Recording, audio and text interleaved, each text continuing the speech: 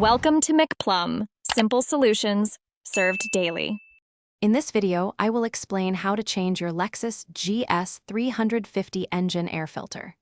This simple maintenance task can be completed in about 5 to 15 minutes, saving you money and improving your car's performance.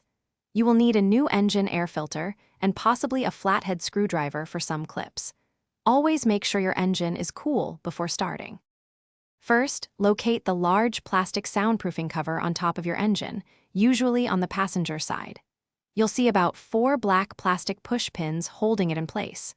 To remove these, gently press the center of each pin inward until it recesses, then you can easily pull the entire clip out. Once all 4 pins are removed, lift the cover and place it safely to the side. Now you'll see the air filter housing. There are typically 4 metal clips around its perimeter. Unlatch these clips by pushing them outwards or downwards. Gently lift the airbox cover. A hose might remain attached, so hold it up. Carefully pull out the old, dirty air filter.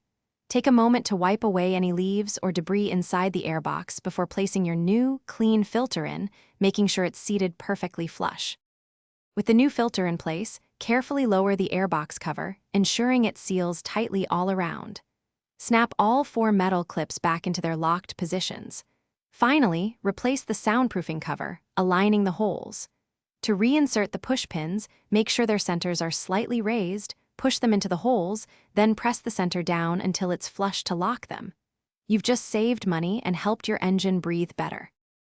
Thanks for watching. Stay juicy and subscribe.